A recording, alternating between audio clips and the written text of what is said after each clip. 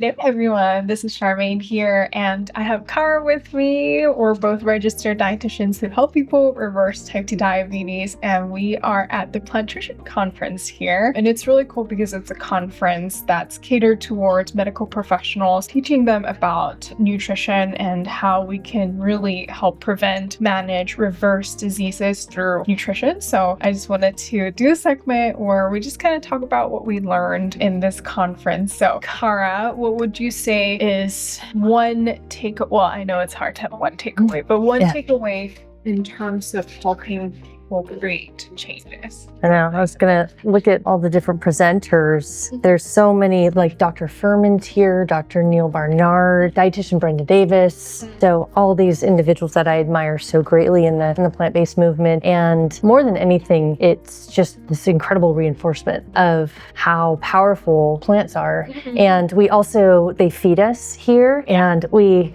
have like 9 plant-based meals. And so we're exposed to all the food as well. We have this opportunity to sit with other practitioners at the tables as well. That's really cool because we get to hear the information from these incredible icons in the plant-based space. And then we get to go to a meal afterwards and sit at these round tables and talk about the information that we just heard, and then reflect upon the changes that we've seen in our own populations as well. For me, I think that's really always the biggest thing, is because there's so much information in the world today. And when you come amongst all of these really incredible individuals, that is just really reinforces for me just the power of plant-based nutrition. I love that. Yeah, it was super fun just being able to eat those meals. And I love that like each meal is a different culture. Like we had Mexican food, Italian food last night, Indian food, American, but it was just really cool to be able to eat different foods and talk to different doctors too. Almost every table we're like talking to doctors, nurses, and these people are so passionate about helping people reverse their diseases, get off medications, and it's just rare to have these encounters, and it's always so inspiring for me. Yeah, I love that. A lot of change. And what would you say is one practical tip that you learned that will help our population with people with type 2 diabetes? Or it doesn't have to be one, it can be several. I really liked the last presentation on behavioral change and the recognition that we can be exposed to this information that is incredible and hear these incredible stories. And I think a lot of us then can even start to feel like, well, why am I not making this change even though I've heard this amazing information? Then to recognize that a lot of this is rooted way deep into like our culture or habits that we've had for a long period of time. And so being able to look at that like objectively, and instead of feeling guilty or ashamed that we haven't made these changes, recognize that, okay, everybody's going through this, and that we can look and see how we can recognize the habits that we have in our day and which ones are helping us be successful and which ones are not helping us be successful, and start making swaps. And even like how she emphasized, one habit at a time, and nurturing that, and then moving on to the next one, and really connecting it to our why, as we've talked about, really looking at our values and seeing how making these food changes, how they can connect to our values in terms of the environment, but also just in our families. Like I love in like our populations how so many individuals have mentioned that, I'm on this journey alone. My family isn't doing this with me. But the longer that they're on the journey and they're improving their energy levels, like things that others around them start to really notice, then the individuals around them start to get curious and start to kind of just cut by osmosis, start adopting the changes. I really like that part of it because I think we put this pressure on ourselves of, this information is so amazing, it can change my health so dramatically, I should be able to make this overnight. And so I think I love the concept of being gentle with ourselves and recognizing that each one of us have different personality traits, and marrying those two together to help us achieve like those outcomes. I agree. And I think a lot of it has to come from the mindset. Like I know we have the tools, we have the science on, what to eat, what timing to eat, like all of these plethora of tools, but if your mindset is there, it's going to be hard to implement. And I think that comes with accountability, that comes with mindset coaching, that comes with just finding your why. And so it's a lot more complex than what people think it is. Feels good for me. But also it's easier once you get your mindset right and not have this guilt of feeling, oh, I'm not doing things right, or, and really be able to just take it by the reins and just know that it's one step at a time, one baby step at a time. But that's most sustainable for people, because people think it has to be this harsh diet that they have to be on. Yeah, and I think that resonated in so many of the speakers, because there's the speaker that just, again, was on behavioral change. And so kind of one step at a time. And then there was the speaker on the gastrointestinal tract, and how that also one step at a time, that like if an individual hasn't been consuming a lot of fiber, even here, recognizing like we're eating more fiber than we traditionally like do at home. And so recognizing that that takes slowly titrating up as well. And even then when we look at individuals that are being exposed to new foods, like, because that's what's fun about this conference too, is there are practitioners, but then there's also just individuals from the community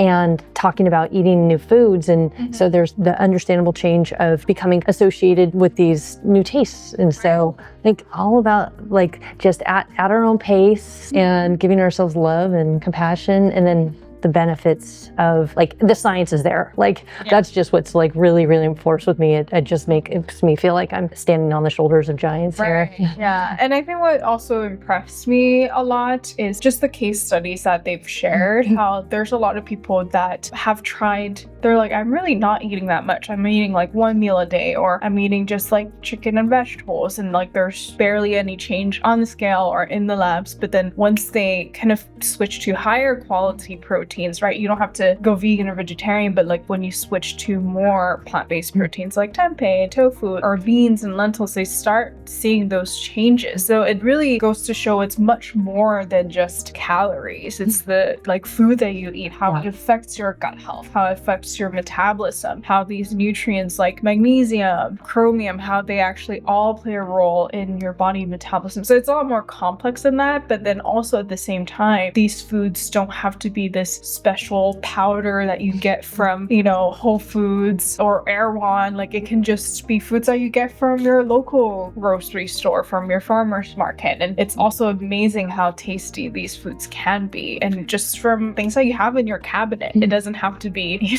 this special expensive seasoning. It's just very common to have, it's just about knowing how to make it tasty. So yeah, and like what you're saying, it's very positive. It's about adding these foods and recognizing that the colors of the foods and the diversity of the fruits and the vegetables and the whole grains and the legumes and the nuts and seeds, and each one of those has so many of these phyto or plant nutrients in them. And so like each meal is really an opportunity to add more, and it's the components of those foods that you were saying that these research studies are showing that are leading to like improved health outcomes. And it doesn't have to, like you said, that it in fact it's coming from like in the buffets that we go to, it's there's always green leafy vegetables, and there's chopped up purple onion, and it's all whole foods. That's what's so cool. I think one quote that I really enjoyed or just really inspired me was when I think it was Dr. Stoll,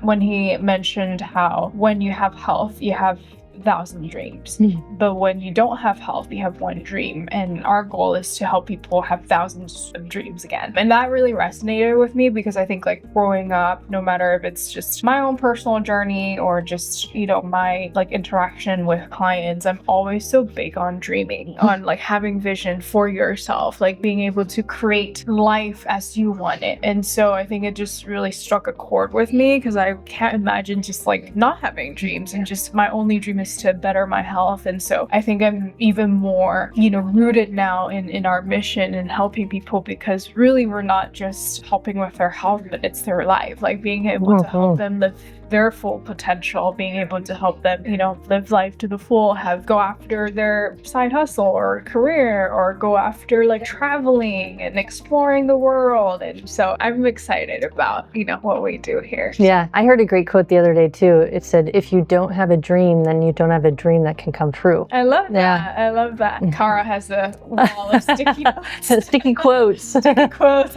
And sticks to the wall too.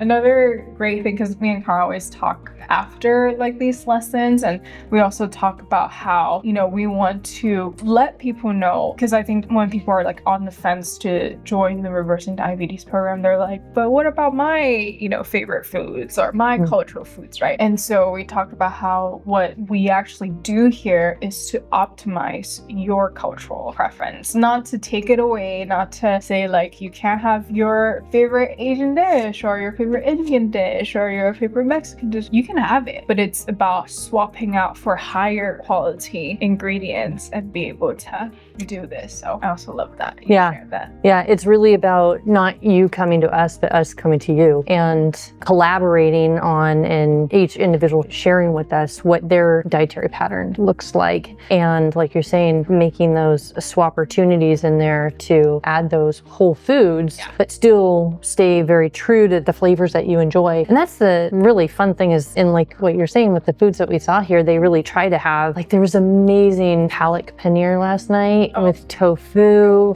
and a chickpea curry, and then another night an Italian pasta. And it can and be done with every culture. And in fact, that's where we get such a great, wonderful diversity of the spices. Like it was reinforced again, to get 30 plus unique species of plants a week, including herbs and spices, and all of the different cultures have that. It makes the foods really delicious too. I love that. I love that you shared that. I know it's time for us to get back to the lessons again, but I appreciate you, joining me. Is there one more thing that you want to share with our audience? Oh, I just appreciate Charmaine so much for bringing me here to this conference. And it's been such a fun opportunity to be here together, like in person, and share this. And then, as mentioned, like we had so much fun. Like last night, we even stayed after dinner quite a bit of time talking with other individuals at the table. It just feels so collaborative. Like I'm really leaving here, again, so reinforced by the scientific information, but then also just feeling like we have a community of healthcare professionals that are on our side too. Love that. Thank you so much, Cara, for joining me. And it's so much fun just being here together and just, sharing what we do, but also just learning so much, and us bouncing off of each other. Like, okay, like we can do this, we can do that, and like how we can, serve our population more. So thank you so much, Cara. We'll get back to the lessons, and I'll see you guys later. Bye. Bye.